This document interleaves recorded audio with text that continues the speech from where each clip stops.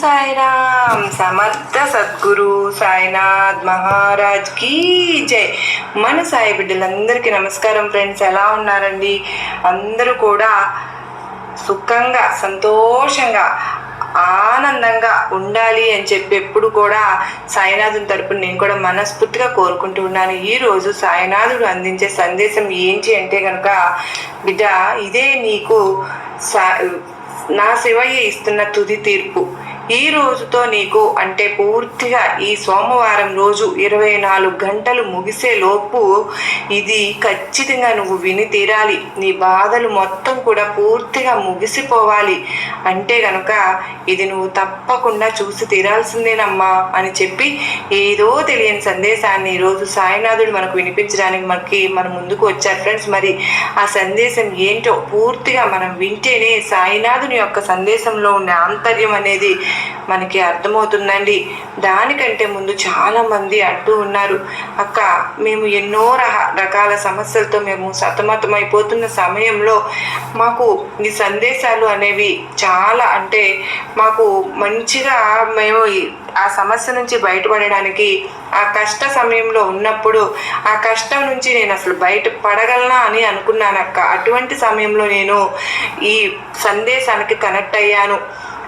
దీనిలో చెప్పినటువంటి బాబా వారు ఆ కష్టం నుంచి నేను చాలా తేలికగా బయటపడి ఈ రోజున ఆనందంగా జీవితంలో ముందుకు అడుగు వేయగలుగుతున్నాను. మా జీవితంలో ఎటువంటి సమస్యలు ఉన్నా బాబా వారి ఆశీస్సులతో మాకు పరిష్కరింపబడుతూ ఉన్నాయి. మీకు చాలా ధన్యవాదములు అని చెప్పి మీరు ఇప్పటి వరకు ఎన్నో చోట్ల ఎవరు ఏది చెప్తే చేసి ఉండవచ్చు, కానండి ఒక్కసారి మన జీవితంలో సాయినాథుడు ప్రవేశించిన తర్వాత మనకు అక్కడ దుఃఖానికి చోటు లేదు. మన సమస్యలు ఏమైతే ఉన్నాయో తప్పకుండా మీరు కామెంట్ సెక్షన్లో షేర్ చేయండి. నేను సాయినాథుని గుడికి వెళ్ళినప్పుడు తప్పకుండా మీ గురించి అర్చన అయితే చేపిస్తాను.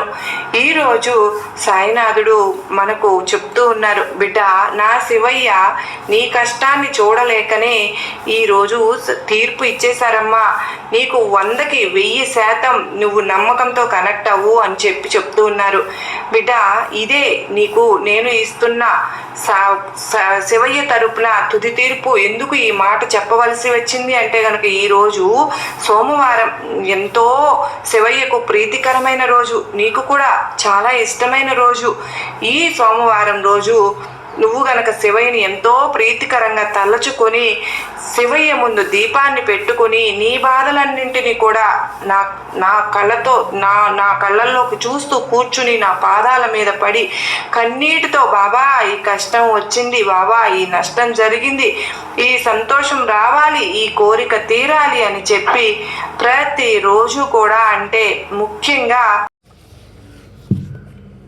ఈ సోమవారం రోజు కూడా నువ్వు ఎక్కువగా నన్ను తలుచుకుంటూ గురువారాల్లో చెప్తూ ఉన్నావు. అయితే ఈరోజు సోమవారం నీ కష్టాలను చూడలేక శివయ్య నీ బాధలను అన్నింటినీ కూడా ఆలకించి నీకు తుది తీర్పునైతే ఇవ్వడానికి నీ ముందుకు నన్ను పంపించారు.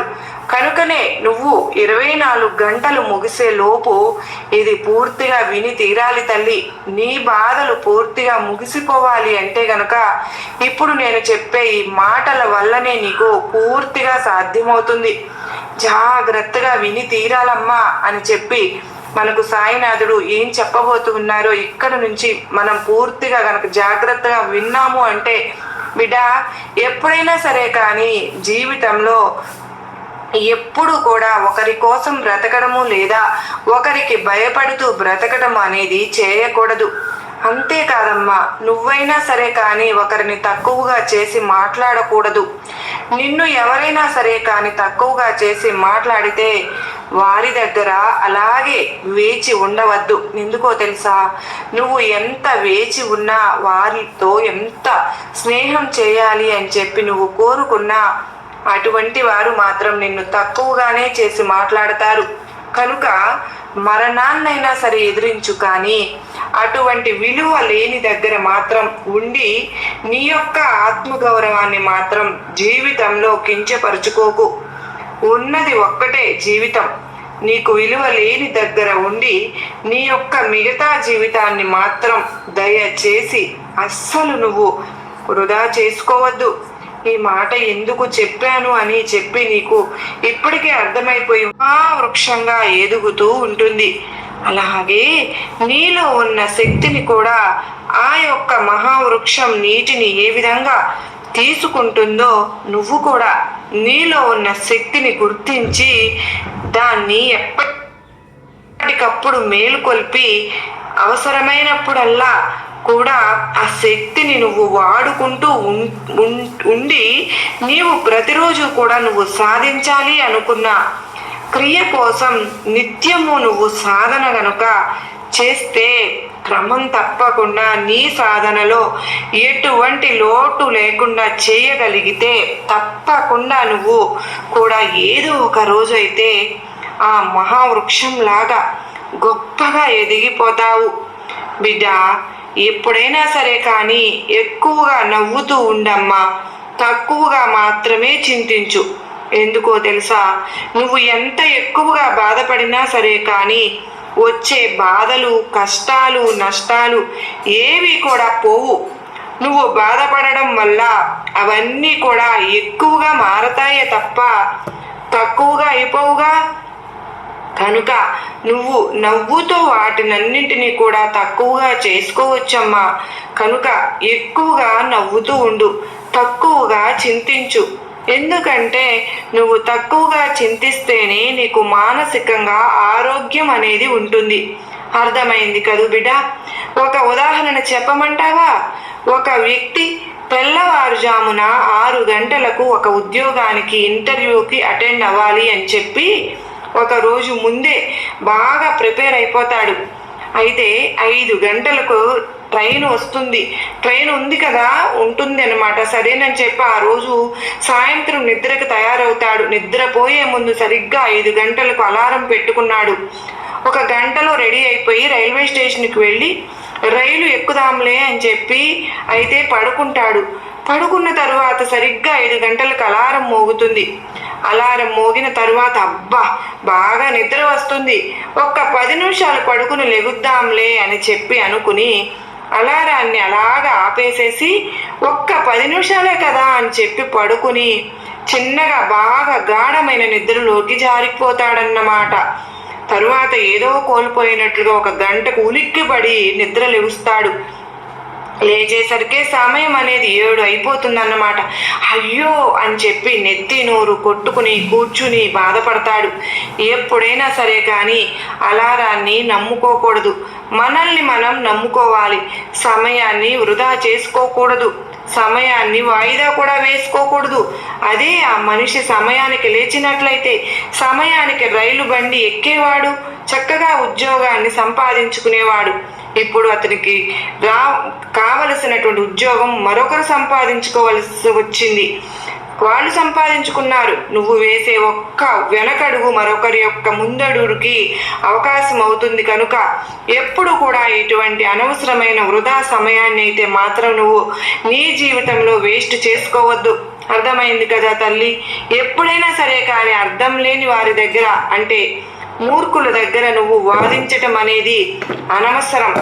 లోపాలు వెతుకుతూ ఉంటారు కదా, నువ్వు ఇలా అని అలా చెప్పి అలా లోపాలు వెతికే వారి దగ్గర వివరణ ఇవ్వడం అనేదే అనవసరం.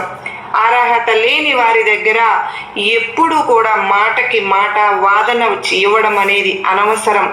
బంధం విలువ తెలియని వారి దగ్గర నువ్వు ఎంత రోదన పెట్టుకున్నా కూడా అనవసరం.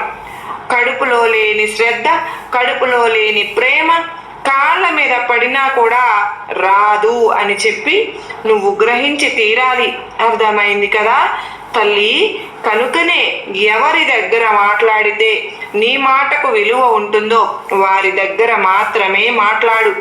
ఎవరు నీ మాటకు విలువనిస్తారో వారితో మాత్రమే స్నేహంగా ఉండు. ఎవరైతే నిన్ను లోపాలు వెతకకుండా ఉంటారో వారితో మాత్రమే సంబంధాన్ని, బంధాలను పెంచుకో. ఎవరైతే నీ మాటకు ఎక్కువగా గౌరవాన్ని ఇస్తారో వారికి దగ్గరగా ఉండు. బంధం విలువ తెలిసిన వారి దగ్గర మాత్రమే బంధాన్ని కాస్త పెంచుకో. అంతేకాని అనవసరంగా విలువ లేని వారి దగ్గరకు వెళ్ళి నువ్వు కూడా విలువని కోల్పోవద్దు.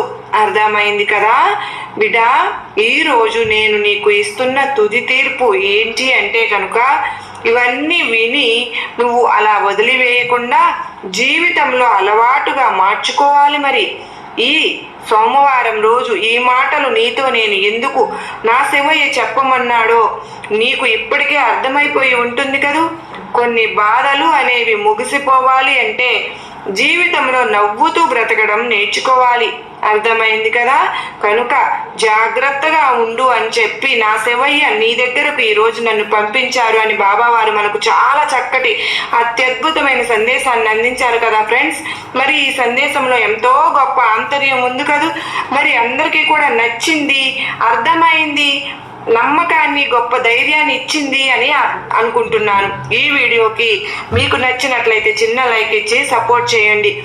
మరికొంతమంది సాయి బిడ్డలకు ఈ వీడియో అనేది షేర్ చేయండి. మొదటిసారి కనుక మన ఛానల్ చూస్తూ ఉన్నారా, ప్లీజ్ అండి సబ్స్క్రైబ్ చేసుకుని నాకు సపోర్ట్ ఇవ్వండి. మరో చక్కని సాయినాథుని సందేశంతో మరలా కలుసుకునేంత వరకు అందరికీ కూడా శివయ్య ఆశీస్సులు, బాబావారి ఆశీస్సులు ఉండాలని మనస్ఫూర్తిగా కోరుకుంటూ సర్వే జన సుఖినో భవంతు, లోకా సమస్త సుఖినో భవంతు.